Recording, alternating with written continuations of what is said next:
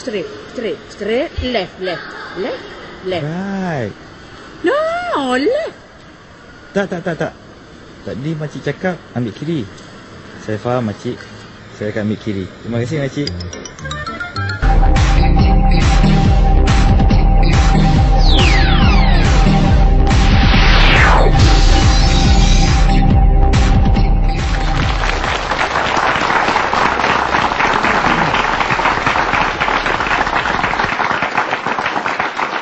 Pada saat ini jutaan umat Islam berhimpun untuk menyempurnakan ibadah haji dan ini adalah merupakan suatu simbolik kepada perpaduan umat pada skala global. Namun kita mengakui dan menginsafi bahawa banyak poket-poket masalah kecil perpaduan berlaku di sana sini dalam bentuknya yang pelbagai. Perbezaan pandangan baik dalam konteks keilmuan, perbezaan dalam kefahaman penafsiran terhadap satu perkara dalam kehidupan seharian, begitu juga dalam arena politik. Dan Malaysia tidak terkecuali daripada masalah itu. Justru kami memilih bersempena mengambil semangat Aidil Adha yang bakal berlangsung lusa, insya-Allah kita akan menyambutnya dengan penuh rasa muhibah dan penuh keagungan, juga untuk mengakrabkan lagi hubungan sesama umat Islam. Justru kita berbicara tentang kesatuan ummah dalam bicara rakyat pada malam ini. Anda boleh berinteraksi bersama kami memanfaatkan talian yang kami sediakan 03-2282-9062. Atau juga boleh mendapatkan pautan di Facebook dan malah Twitter juga kami sediakan memberikan komen bersama panelis yang bakal saya perkenalkan sekarang. Panelis yang pertama saya perkenalkan di sebelah kanan saya, yang berhormat Datuk Zulkifli Nordin, Ahli Parlimen Kulim Bandar Baru. Kita beri tepukan kepada Datuk. Sejak akhir-akhir ini Datuk banyak sekali yang bicara, yang memerlukan Datuk tampil untuk berbicara ya. Tak apa, itu isu yang lain. Hari ini kita berikan fokus kepada kesatuan umat. Panelis yang kedua juga merupakan orang yang tidak asing dengan media suatu ketika dulu, kini kembali di persada RTM bersama Yang Berhormat Datuk Dr. Hassan Muhammad Ali Adun Gombak Setia. Kita beri tepukan.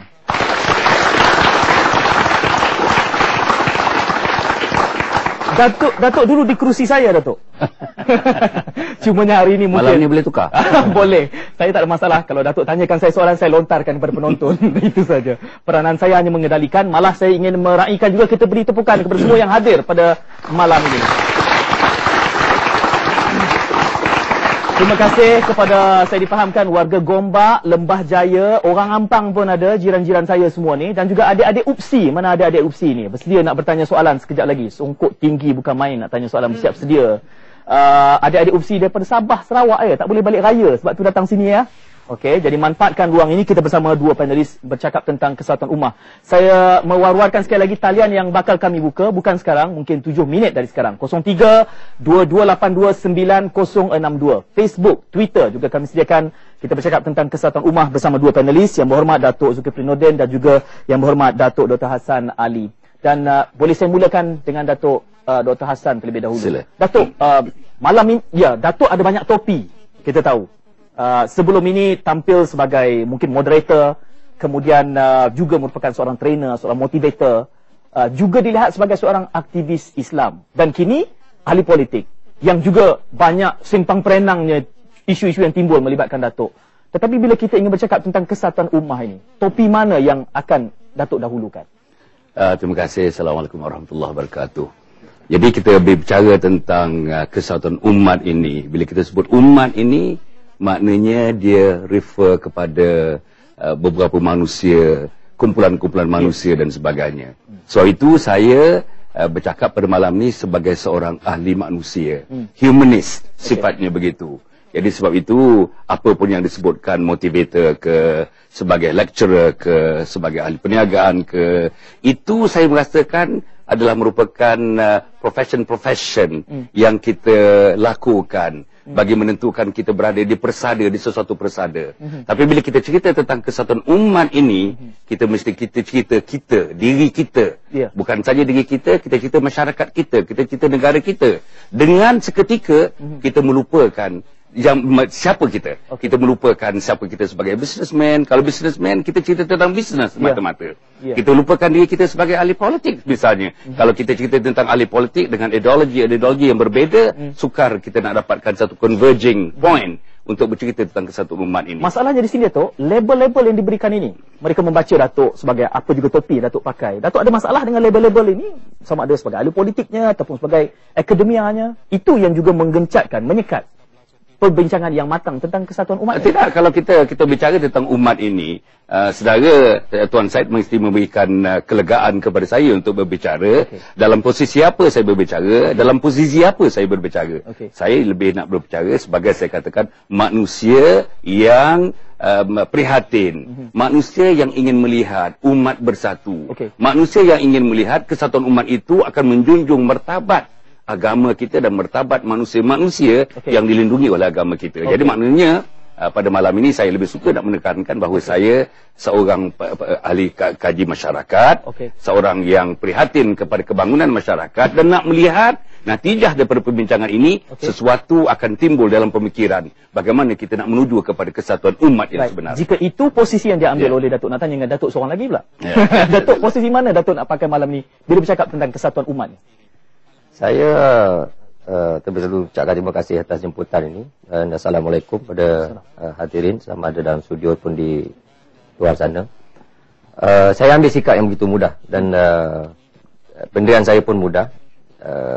Walaupun saya punya karier sebagai seorang peguam dan sekarang ni megang jawatan sebagai ahli parlimen.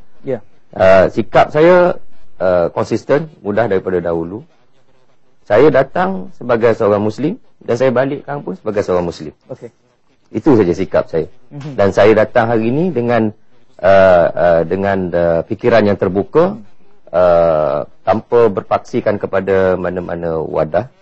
Yang pentingnya kita nak bincangkan isu yang boleh membawa kepada satu matlamat, iaitu kesatuan umat Islam yang ada pada. Ada yang berpandangan, Datuk, bahawa ialah perpecahan itu banyak sebabnya. Tetapi dalam konteks Malaysia ni, kesatuan umat itu meruncing disebabkan oleh perpecahan politik yang membelah. Sebagai ahli politik, bagaimana Datuk membidas? Saya setuju di situ kerana kita sekarang ni umat Islam khususnya kita terlalu sibuk dengan politicking. Sehingga kita terlalu menumpukan kepada wadah. Kita terlupa kepada akidah. Ini yang jadi masalah hari ni. Masing-masing mempertahankan wadah masing-masing. Dengan ideologi masing-masing. Tanpa mengambil kira bahawa wadah ni hanya satu platform saja. Yang menyatukan kita. Sebab itu saya selalu ulang. Saya selalu ulang kenyataan, kita punya satu Tuhan, kita punya satu Nabi, kita punya satu kiblat, kita punya satu akidah. Kenapa kita tak boleh jadi satu umat? Itu persoalan pokok yang perlu kita timbangkan pada malam ini pada saya. Jadi kita bersetuju YB Datuk Zul dan juga Datuk Dr. Hassan untuk melihat beyond politik. Di situ baru boleh kita mencari titik temu kesatuan umat, Datuk. Saya setuju. Daripada awal tadi saya menyebutkan bukan saja beyond politik, beyond ekonomi, beyond education, beyond segala-galanya. Sebab kita nak bicara malam ini, tentulah kita nak bicara dengan hati yang terbuka, dengan jiwa besar. Saya ingat kita kena berjiwa besar. Penonton yang ada di studio ini pun berjiwa besar dan penonton yang ada di luar sana pun berjiwa besar. Dalam suasana berjiwa besar inilah kita mesti berbicara pada malam ini. Kalau tidak, nanti jiwa kecil nanti dia akan kelompok-kelompok.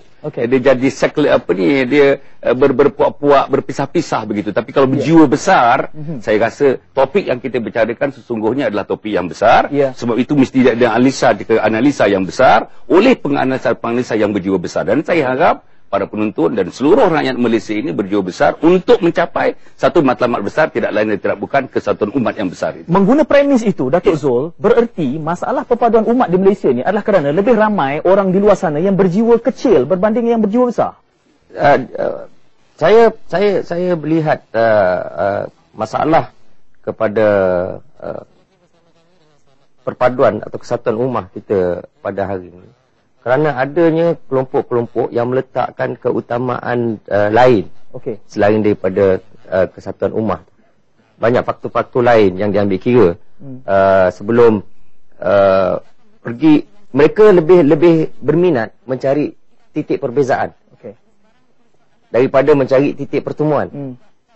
Ini yang jadi masalah besar pada kita hari ni, umat Islam di Malaysia hari ni. Sibuk cari salah masing-masing, lebih seronok cari kelemahan masing-masing daripada nak cari titik pertemuan walaupun kecil. Tapi kalau kita cari, kita akan jumpa. Okey.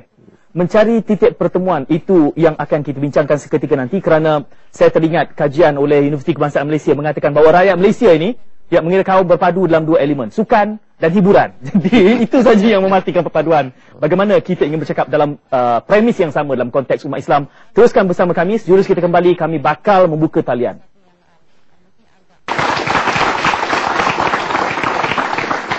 Kami berbicara tentang kesatuan ummah mengambil sempena semangat Aidil Adha yang bakal kita sambut dengan penuh kesyukuran esok lusa bahkan. Dan dua panelis yang kami bawakan, yang berhormat Datuk Zulkifli Nordin dan juga yang berhormat Datuk Dr. Hassan Muhammad Ali. Bersama audien yang akan bertanyakan soalan seketika nanti, saya merujuk ke Facebook dan Twitter, sudah pun ada soalan. Namun saya ingin berbalik kepada apa yang kita gantung tadi. Yang berhormat Datuk Zul menyatakan bahawa kita walaupun kecil tetapi titik pertemuan itu tidak kita fokuskan. Kalau titik yang kecil ini dalam konteks dunia rakyat Malaysia hari ini, apa titik persamaan itu yang harus kita berikan fokus, Datuk Hassan? Well, saya ingat titik persamaan yang kita mesti bincang ialah tentang objektif itu sendiri. Apa objektif matlamat kita nak? Kita nak bersatu, matlamatnya apa? Persatuan umat itu matlamatnya apa? Kalau kita tak nampak matlamat, kadang-kadang hari Ahad ada matlamat, hari Senin hilang matlamat. Minggu ini ada matlamat, minggu depan hilang matlamat. Minggu yang lepas-lepas pun kita dah lupa matlamatnya. Ini yang telah berlaku, yang sedang berlaku dan telah pun berlaku. Jadi pada saya yang pertama sekali objektif. Kalau semua rakyat Malaysia ini, yang 27 juta ini sekarang ni, dengan matlamatnya satu, kami mahukan kesatuan. Nelayan kata kami nakkan kesatuan. Pemandu teksi kata kami nak kesatuan. Doktor-doktor kata kami nak kesatuan. Ahli ulama kata kami nak kesatuan. Cuba bayangkan. Cuba bayangkan tiupan kesatuan, nada kesatuan itu di-share oleh semua. So itu bagi saya. Yang kedua, selain daripada objektif, tidak lain dan tidak bukan, ialah tentang poin yang disebut oleh Datuk Zul tadi. Poinnya tidak lain dan tidak bukan. Kita merujuk kepada, bagi saya, kita tak payah pandang keluar lagi. Dah lama kita pandang keluar. Pandang timur dah lama, pandang barat dah lama, pandang utara lama, pandang selatan dah lama. Kita kena pandang yang ada pada diri kita sendiri. Apa yang ada kita pada diri sendiri? Pendekatannya saya panggil pendekatan fitri, pendekatan semula jadi. Pendekatan semula jadi tidak lain dan tidak bukan yang telah pun disebutkan oleh Datuk Zul tadi, ialah pendekatan Islam, pendekatan iman, pendekatan takwa, pendekatan mentauhidkan Allah Subhanahu Wa Taala. Mungkin yang kita akan bincang selepas ini. Ya, itu dia. Itu kita akan perdalamkan seketika nanti. Tapi nak memetik daripada apa yang Dr. Hassan sebutkan itu, bahawa objektif ini tadi. Kalau nelayan, cikgu, guru, ahli politik semua kata nak kesatuan, saya mendengar di luar sana mereka nak. Masalahnya adalah kerana objektif mereka itu sudah diletakkan syarat-syaratnya. Sudah pun ada bentuk-bentuk yang diingini. Jadi, kalau kesatuannya bentuk lain, kami tak terima. Kesatuannya bentuk ini saja. Dan ini juga mengganggu, Datuk Zul. Sebab tu, bagi kita, ahli politik, khususnya pada ahli politik, kita diberikan amanah dan tanggungjawab untuk membawa umat, membawa rakyat kepada satu matlamat. Matlamat apa yang kita nak bawa? Matlamat jangka pendek, matlamat jangka panjang. Masalah yang ada hari ini, kita meletakkan satu target untuk kesatuan itu untuk mendapat kekuasaan. Kesatuan untuk kekuasaan. Tapi soalan dia, lepas pada kekuasaan apa? Apa dia? Adakah lepas kekuasaan itu kita akan menafikan hak orang lain? Hak orang bukan Islam contoh. Adakah dengan kesatuan ini kita akan menjadi satu masyarakat atau umat yang membina blok dan menafikan orang lain? Yang ini yang kita perlu tunjukkan kepada rakyat Malaysia khususnya. Apa tujuan kita nak cakap tentang kesatuan? Kerana kita tidak mahu bila kita bercakap tentang kesatuan ummah, perpaduan ummah, memberi persepsi bahawa kita nak grab, nak ambil semua dan menafikan orang lain. Itu bahaya. Sebab itu kita kena letak perimeter dia. Apa tujuan kesatuan tu? Supaya persepsi negatif bahawa contoh kata umat Islam nakkan kesatuan kerana dia nak bolot. Dia nak monopolize hasil bumi negara lah kata, ataupun kekayaan negara dengan menafikan hak orang lain. Kalau itu yang kita beri, persepsi itu yang kita beri, itu tidak ada gunanya kita bercakap tentang kesatuan. Ya. Jadi pada peringkat ini kita masih bergelut untuk memberikan perspektif yang harus dikongsi bersama. Bukan kita bergelut, kita gagal. Belum ada. Kita gagal. Umat Islam sendiri gagal menunjukkan bahawa kesatuan dia tu nanti akan membawa rahmat kepada seluruh negara, kepada seluruh rakyat, tanpa mengira bangsa, agama dan latar belakang. Kita masih gagal. Jadi dengan kegagalan itulah kerana persekitaran kita pada benda-benda yang kecil, benda-benda yang remeh, jadi menimbulkan syak wasangka di kalangan orang lain. Kata dia orang ni kalau buat kesatuan, apa akan jadi pada kita? Ini yang kita nak kena jawab.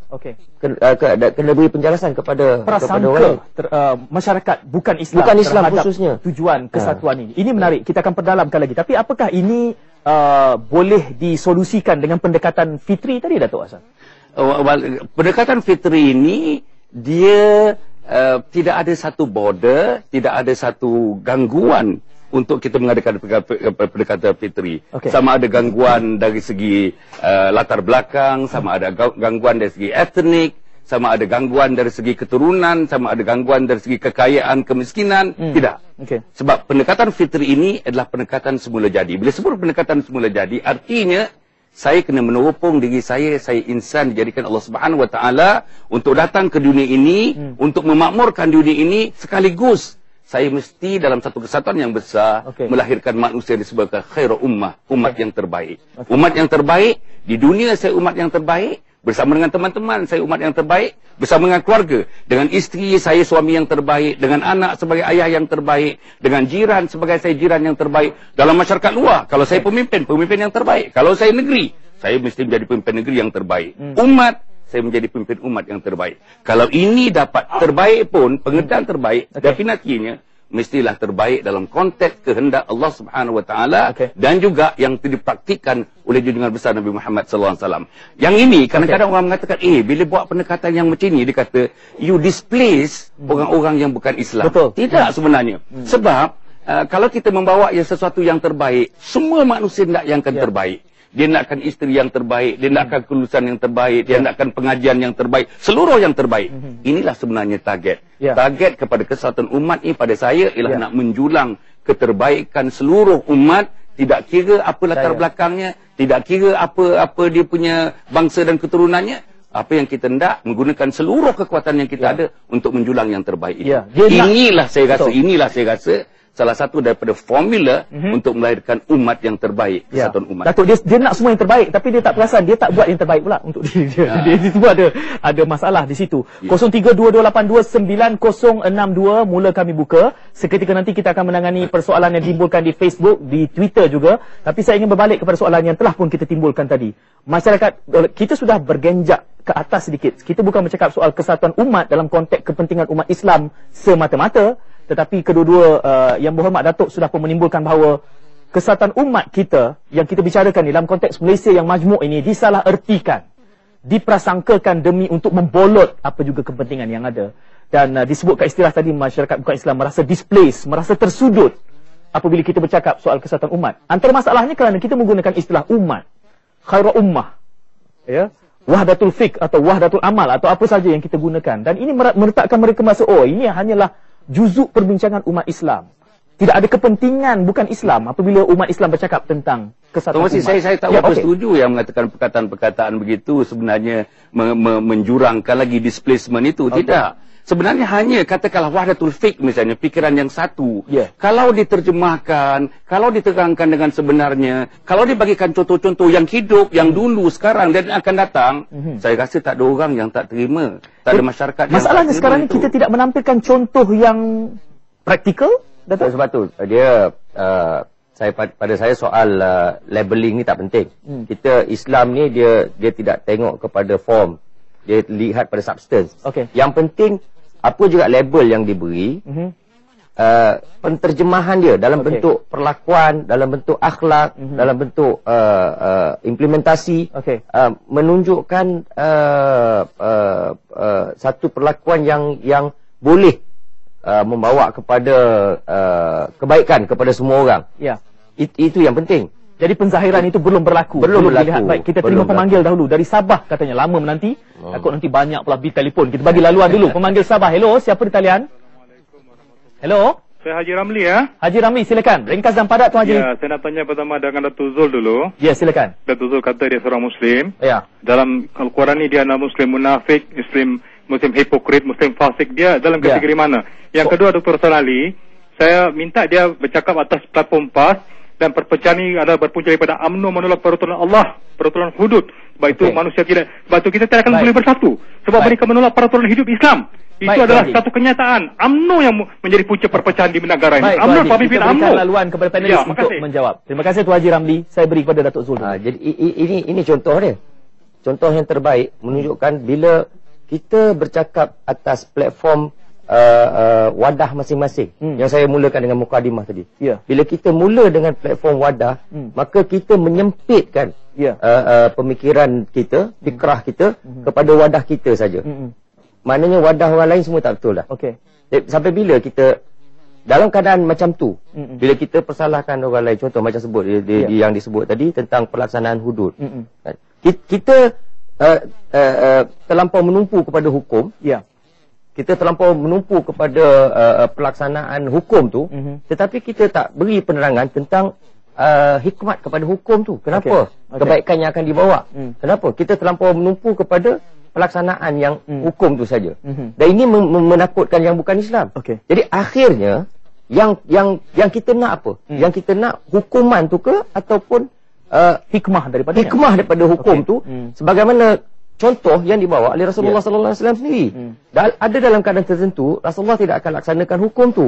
Kerana ada falsafah di sebaliknya, ada tujuan di sebaliknya. Contoh, Rasulullah tidak melaksanakan hudud dalam waktu perang. Langsung tak dilaksanakan. Kerana apa?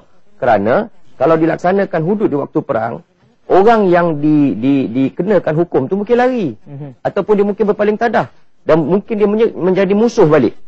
Jadi adakah matlamat tu akan tercapai? Hanya kerana berkeras sangat nak laksanakan hukum, tetapi mendapat pencapaian jangka pendek. Dari segi jangka panjang, yang memalukan, yang mendapat malu ialah Islam. Jadi saya ingat, saya pun setuju macam Datuk Zul menyebutkan tadi, saudara yang menanya daripada Sabah tadi. Saya ingat kalau itulah wakil insan yang inginkan kesatuan umat, sukar bagi kita. Kalau kita menuding jari kepada orang, gunakan perkataan yang keras seperti itu, kesatuan umat ni dia tidak boleh dicampurkan dengan campuran-campuran yang begitu. Sebab itu pada saya, kita dah merdeka 54 tahun dah kita merdeka.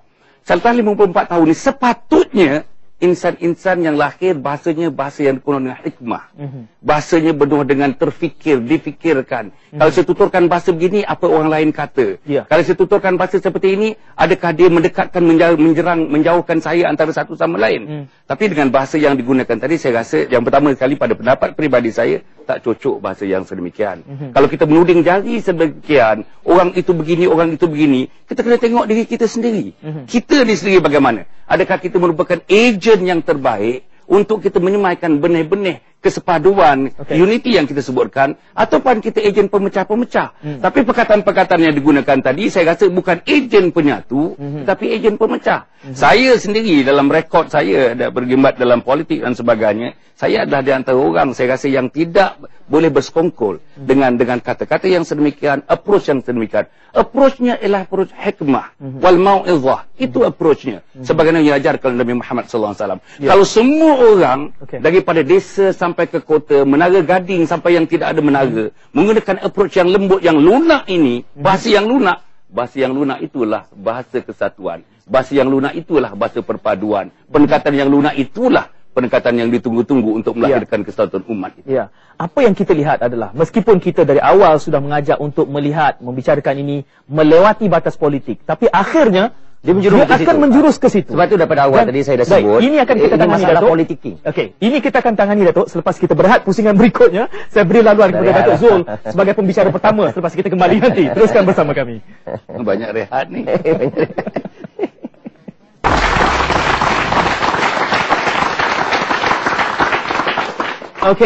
Banyak sekali soalan yang kita terima di Facebook sekarang ni. Saya harap saya boleh memetik sebahagian daripadanya, tapi juga saya ingin memberi laluan kepada audiens di dalam pertanyaan soalan. Tapi tadi saya menggantung tengah semangat-semangat berehat pula. Datuk Hassan kata itulah banyak sangat rehat lah kita ni. Datuk ingin mencelah tadi. Jadi, saya harap masih momentum sebab itu saya sebut daripada peringkat awal tadi, bila kita bercakap tentang kesatuan ummah, apa perimeter dia dan apa objektif dia, kesatuan itu. Dan bila kita mulakan dengan menghadkan kepada wadah masing-masing, dia tidak akan tercapai. Sebab dia akan berakhir dengan tuding-menuding. Contoh terbaik yang tadilah. Katalah dia bercakap tentang tidak ada kesatuan dalam nak melaksanakan hudud. Hudud disebut tadi pasal hudud. Sekarang ni kalau kita mula menuding dengan menyatakan jelas yang disebut tadi bahawa UMNO menolak hudud. Sekarang ni kita ambil contoh bila pelaksanaan hudud dicadangkan, Yang Amat Berhormat Perdana Menteri menyebut jelas, dia kata diakui bahawa hudud ni hukum Allah. Tetapi realiti masa kini tidak boleh dilaksanakan. Kerana kerangka pemikiran orang Melayu, umat Islam ni kepada wadah masing-masing, terus ditudingnya jari dengan pelbagai label. Dia katakannya kenyataan itu kenyataan Tauhid, munafik, malahan ada yang sampai ke peringkat kafir. Yang Amat Perdana Menteri menolak hudud. Tetapi kita ambil sebaliknya.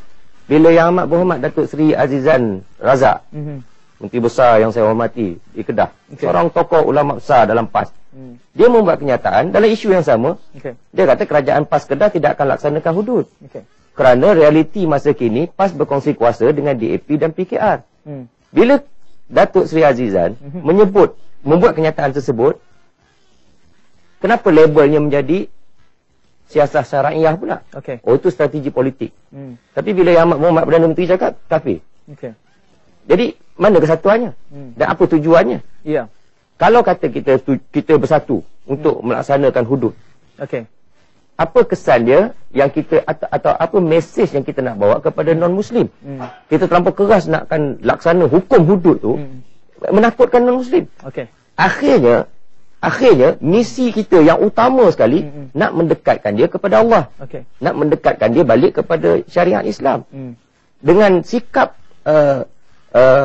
sikap asobiah ni tadi, asobiah kepartian saya panggil, akhirnya dia mungkin mencapai matlamat melaksanakan hudud atas kertas, tetapi dia menjauhkan manusia daripada Islam. Menariknya dengan jawapan yang Datuk berikan ini, saya cuba membayangkan, mungkin kita menantikan ada saja, kalau tidak mereka pun, saya kira soalannya akan timbul, mengatakan bahawa jika demikian bererti mungkin menganggap bahawa kehadiran datuk-datuk kalian berdua juga mewakili kepentingan status quo tertentu untuk dipertahankan. Itu mudah saja persepsinya. Bagaimana kita menjawab persepsi sebegini? Sekali lagi dia akan terdorong kepada politik balik. Sebab tu saya ambil buat keputusan untuk hadir pada hari, kerana kita nak menunjukkan bahawa dalam keadaan suasana sekarang ni, kita boleh ketepikan sentimen wadah kepartian ini dengan satu matlamat beyond politik, iaitu kesatuan ummah. Atas landasan apa? Atas landasan balik kepada Al-Quran dan Sunnah.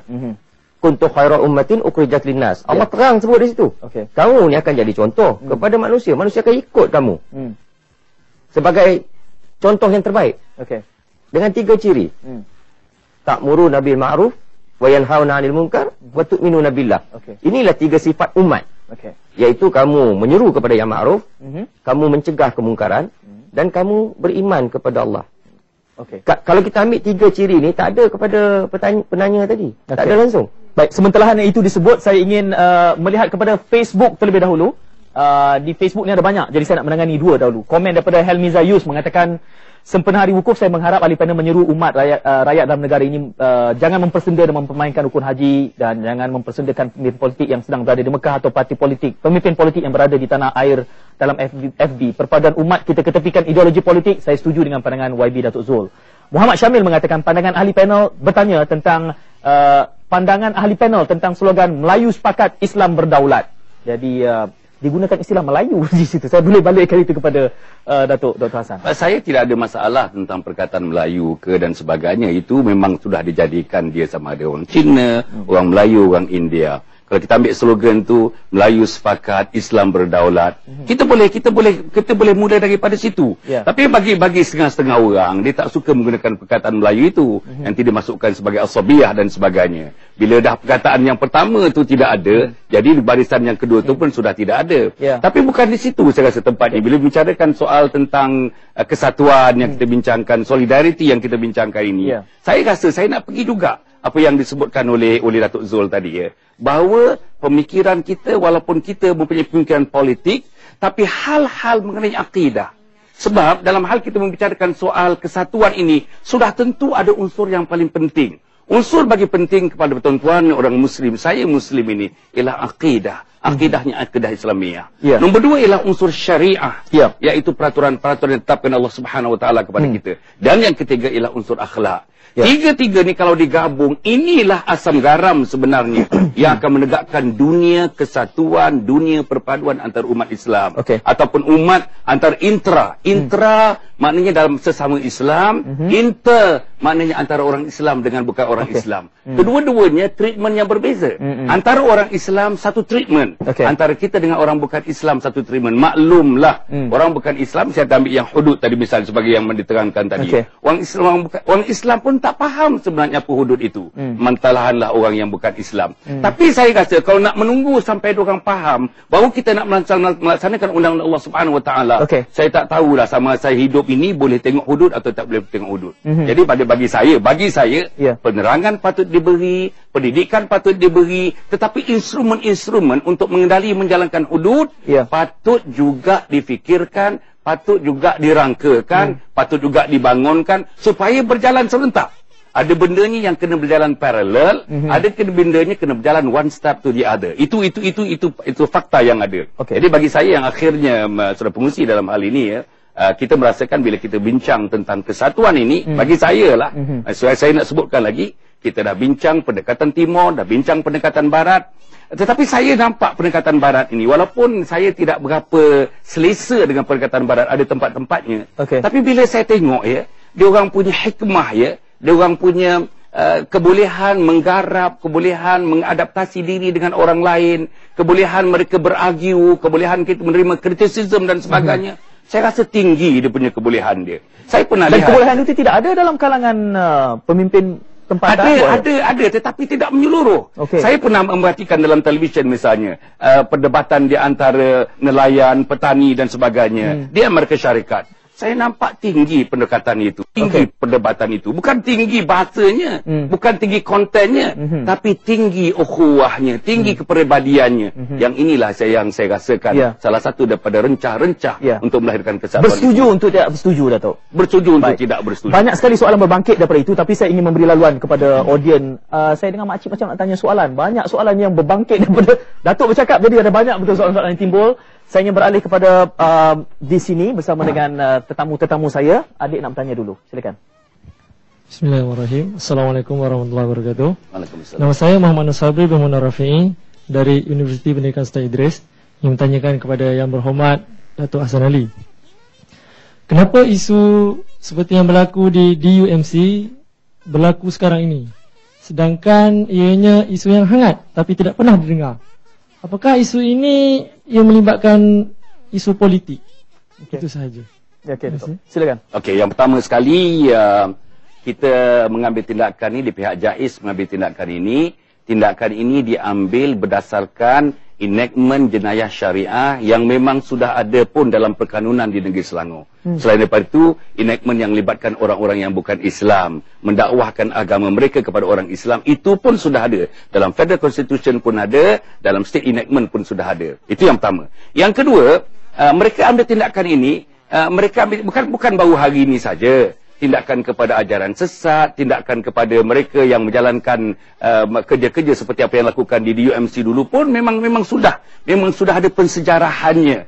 Bukan saja di Selangor, di luar Selangor pun kalau kita tengok dalam kes-kes yang begitu banyak, maknanya kita tidak pernah alpa untuk mengambil tindakan yang sewajarnya kepada instances pelakon-pelakon seperti yang berlaku dalam DUMC. Tapi apa yang saya nak sebut di sini? Agaknya oleh kerana tindakan yang diambil itu digarap sedemikian rupa, diterjemahkan sedemikian rupa, didendangkan sedemikian rupa, disensasikan sedemikian rupa, itulah yang kadang-kadang kita lihat benda ini ditinjau, diletakkan, dipresentkan dalam keadaan yang slightly out of proportion. Ini saya rasa tidak baik bagi itu.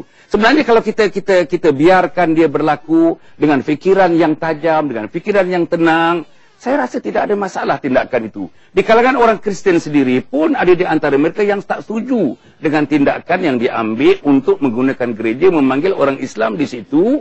Selain daripada memberi makan, memang ada kenyataan yang dibuat oleh Duli Yang Maha Mulia Sultan Selangor pun mengatakan memang ada unsur-unsur untuk menyelewengkan akidah umat Islam di situ. Jadi maknanya kalau ada unsur-unsur itu, maka saya sebagai Esko yang bertanggungjawab haruslah bersama-sama dengan JAIS, bersama-sama dengan MAIS untuk menentukan. Tetapi saya nak sebutkan, menentukan supaya tindakan yang diambil itu wajar. Tindakan yang ambil itu mengikut lunas-lunas peraturan dan undang-undang. Tindakan yang diambil itu tidak melibatkan kekerasan. Tindakan yang diambil itu tidak menyebabkan orang Kristian, orang Islam berontakan. Tindakan yang diambil itu adalah tindakan yang akan memberikan satu kesan positif kepada orang Islam, kesan positif, kepada orang Kristian pun kesan positif. Kalau ditanyakan kepada saya, inilah yang sedang dilakukan, itulah yang dilakukan oleh JAIS. Okay. Yang lain daripada itu, saya rasa itu mainan-mainan media separuhnya, ataupun mereka yang berkepentingan, dan saya merasakan itu bukan fakta yang sebenarnya. Okey, berbalik kepada apa yang dijelaskan oleh Datuk Hassan tadi, Datuk Zul, adakah ini merupakan antara contoh di mana isu yang harus kita bincangkan beyond politics? Betul, saya setuju. Saya nak sambung sikit daripada apa yang Yang Hormat Datuk Asali sebut. Dengan pengalaman saya sendiri, secara peribadi mengendalikan kes-kes seperti ini daripada tahun 80-an sampai ke sekarang.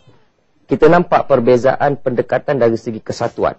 Apabila tercetus kes memurtadkan, kes memurtadkan seorang wanita, Nur Aisyah Bukhari, tahun 1996-1997, kita dapat lihat bagaimana kesatuan ummah tu menyelesaikan masalah murtad itu. Walaupun Aisyah masih terus dengan sikap murtad dia, tetapi dari segi kesatuan ummah, isu itu menyatukan umat Islam. Menyebabkan umat Islam berasa sesuatu perlu dilakukan. Semasa isu itu berlaku, umat Islam mengenepikan wadah masing-masing, ideologi politik masing-masing. Mereka meletakkan kepentingan akidah, menyelamatkan akidah Aisyah Bukhari sebagai matlamat utama. Macam yang disebut oleh Datuk tadi, perimeter tu dah jelas, matlamat tu dah jelas, nak menyelamatkan akidah.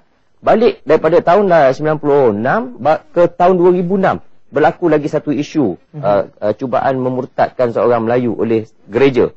Dalam kes ini, sebuah gereja di Brickfield memurtadkan Azlina Jailani, kes yang terkenal dengan kes Lina Joy. Di waktu itu, umat Islam masih lagi bersatu, mampu bersatu. Kita adakan himpunan sejuta umat di masjid wilayah persekutuan. Kita ketepikan sentimen asabiah kepartian masing-masing, dan kita letakkan akidah, menyelamatkan akidah tu sebagai matlamat kita. Kita bergerak sebagai satu umat. Tetapi bila berlaku isu dakwah gereja Metodis Damansara Utama, kesatuan tu dah tak ada. Okey. Kerana politiking, masing-masing berfikir dalam perimeter wadah dia. Okey. Apa yang boleh dia dapat kepentingan? Kalau aku sokong, aku tak dapat yang ni. Kalau aku tak sokong, aku tak dapat yang ni. Maka perkiraan pada masa itu berbeza dengan tahun 96 dengan 2006, yang perkiraan dia, prioriti dia ialah menyelamatkan akidah orang Melayu Islam yang nak dimurtadkan. Tapi perkiraan keutamaan tahun 2011 ni ialah perkiraan politik. Jadi sebab tu saya mulakan tadi, masalah kesatuan kita hari ni ialah kerana masalah politiking. Orang yang sama, watak yang sama, 10 tahun lepas cakap lain. Hari ni dah cakap lain. Jadi ni masalah dia bila kita letakkan kepentingan politik mengatasi kepentingan umat. Inilah jadi. Kita ada pemanggil dari Puchong. Kita beri laluan dahulu kepada pemanggil. Siapa di talian? Hello. Hello. Assalamualaikum. Waalaikumsalam. Ringkas dan padat, silakan. Okey, terima kasih Abang Said. Siapa apa khabar? Assalamualaikum, Datuk Zul dan Datuk Hassan. Saya nak tanya soalan ni kepada Datuk Hassan. Ya.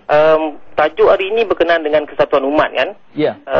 Jadi apa yang saya tak faham kat sini, apa yang dimaksudkan sebenarnya kesatuan umat ni, sebab kita tengok kat Malaysia ni sekarang, kita ni sebagai ahli sunnah wal jamaah kan.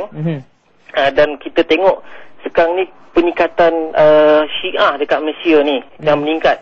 Yang mana kita tengok mereka masuk ke dalam PAS. Okey, dan bukti ni memang ada sebab kita nampak yang wakil PAS sendiri menjadi peguam kepada Syiah untuk saman beberapa tokoh dekat Malaysia ni. Dan orang nombor 2 PAS pun nampak pro kepada Syiah dan beberapa orang yang lain lah. Jadi tu yang saya tak faham maksud kesatuan umat ni. Perlu, sebab kita memang sama sekali tak akan boleh bersatu dengan Syiah ni. Baik Cik Abu, kita beri laluan kepada Datuk ditujukan. Okey. Saya nak melihatnya daripada dua perspektif. Pertama sekali dari segi peraturan dan undang-undang. Maknanya amalan Syiah di Malaysia ini tidak dibenarkan melalui peraturan dan undang-undang. Itu satu. Jadi bila tidak dibenarkan, sebagaimana sudah disebutkan tadi, maka terdapatlah gerakan-gerakan yang dibuat oleh JAIS, direstui oleh MAIS dan sebagainya, mengadakan gerakan-gerakan bagi menyekat perlakuan-perlakuan yang tidak diizinkan mengikut peraturan-peraturan dan enactment yang ada. Okey, itu yang pertama. Yang kedua, dari segi perspektif yang sedemikian, walaupun kita katakan ada enactment yang sedemikian, tapi untuk kita menjalankannya, untuk menentukan zero Syiah, tak mungkin itu berlaku. Zero ajaran sesat, tak mungkin berlaku. Ajaran sesat boleh debat dengan dirinya sendiri, tidak melibatkan orang lain. Boleh melibatkan rumah tangganya. Daripada barisan rumah-rumah, ada satu ajaran sesat. Orang tak tahu. Dia dah ajaran sesat dah 20 tahun pun orang tak tahu. Jadi maknanya, dari perspektif itu agak sukar sebenarnya. Tetapi, yang saya nak sebutkan, kesatuan umat ini, atas nama akidah, saya rasa inilah jawapannya bagi kita menyelesaikan banyak masalah. Bukan saja masalah Syiah, tetapi masalah-masalah yang lain. Bukan saja masalah ekonomi, bukan saja masalah pentadbiran, bukan saja masalah politik, bukan saja masalah apapun. Kalau kita bawa kepada pendekatan kesatuan umat sebagaimana yang kita definisikan awal-awal tadi, saya fikir tidak ada masalah yang timbul untuk kita melaksanakannya. Okey, soalan dari audien yang berikutnya. Silakan. Tak apa, cakap. Bismillahirrahmanirrahim. Assalamualaikum warahmatullahi wabarakatuh. Saya Muhammad Nizam bin Kamal Zaman daripada UPSI. Okay, saya ingin mengajukan soalan kepada Yang Berhormat Datuk Zulkifli Nordin. Okay. Sebagai wakil rakyat bebas, Yang Berhormat, adakah akan mempertahankan isu-isu yang melibatkan keselamatan orang Islam atau yang berdiri bagi menjayakan cita-cita politik Yang Berhormat. Okay, itu saja. Terima kasih pada soalan tersebut. Saya konsisten daripada dulu lagi. Apabila datang isu berkaitan dengan Islam, saya ketepikan semua perkara lain, politik, kepartian dan lain-lain. Saya akan letak Islam dulu. Apa yang akan membawa atau menjaga kepentingan Islam. Saya bagi contoh terbaik yang tengah berlaku sekarang ni, isu berkaitan dengan festival seks bebas yang sedang diraikan sekarang, dipelopori oleh Majlis Peguam dan diketuai oleh bekas Presiden Majlis Peguam, itu Amriga Srinivasa. Cuba bayang, kita ambil sikap sebaliknya, cuba bayang kalau umat Islam berdepan dengan masalah sosial besar ni, kerana festival ni mempromosikan dan menggalakkan seks luar tabi'i, seks songsak. Cuba bayang kalau umat Islam boleh ketepikan sentimen politik kepartian dan asabiah wadah dia, bersatu berdepan dengan isu ni, akan menyebabkan mereka merundur. Bila mereka berundur akibat daripada kesatuan umat Islam kerana akidah dia, cuba bayang manfaat yang akan dibawa kepada masyarakat lain. Orang bukan Islam, Kristian, Hindu, Buddha, Yahudi, semua agama samawi, semua agama pagan, pendek kata siapa juga yang menganggap diri dia manusia, dia akan tolak perlakuan seperti ini. Tapi bila umat Islam bersatu dan menangani masalah seperti ini dan berjaya diatasi, rahmat dia, manfaat dia bukan saja pada umat Islam, juga kepada orang ramai, kepada rakyat. Ya. Tapi saya nak celah sikit tu. Kalau boleh saya nak celah sikit ya. Tadi yang tentang sexuality independence tadi kan ya. Saya ingat bukan kita tidak dapat kesatuan kat situ. Ya, dalam antara saya tengok antara kes-kes yang dapat kesatuan, melonjak kesatuan terutama di kalangan NGO. Tadi kita tengok beberapa masjid misalnya mengadakan demonstrasi. Dari segi teman-teman NGO kita, saya rasa saya angkat tabik lah. Maknanya mereka begitu sedar dengan apa yang berlaku, yang di luar tabi'i, seks luar tabi'i dan sebagainya. Yang dipelopori itu, yang begitu saya rasa berhebat, yang begitu hebat di negara barat misalnya. Kita rasakan kesedaran ini sudah menjalar di kalangan teman-teman, di kalangan NGO terutamanya. Kalau NGO dapat mainkan peranan ini, bukan saja setakat yang sexuality independent itu, yang lain-lain isu pun, sebagaimana yang diperjuangkan hari ini, besok, lusa dan sebagainya, saya merasakan kesatuan umat itu mula dapat titik-titik, mula dapat benih-benih, kita dapat melihat cantiknya kesatuan umat itu. Saya nak tambah sikit. Kalau kita ambil, yang balik kepada isu tadi, pada peringkat awal isu ni meletus, ada segelintir di kalangan mereka nak ambil sikap yang sama bila berdepan dengan isu gereja Damansara hari itu. Tetapi bila dia tengok kebangkitan umat Islam, termasuk daripada kelompok dia sendiri, bersama dengan arus perdana membantah program ini, mereka mula kendur dan mereka mula main kompang lagu lain. Nampak? Jadi itu kata, dan bila kesatuan tu berlaku, yang menerima manfaat bukan saja orang Islam, orang bukan Islam pun dapat. Soalan yang dikemukakan, kita cuma ada 1 minit. Mengapa PAS tidak menyokong himpunan sejuta umat? Ditanyakan kepada Datuk Hassan. Itu tiap-tiap parti politik ni ada pendirian masing-masing. Pendirian masing-masing itu atas sebab-sebab rasional masing-masing. Begitu juga parti-parti yang lain.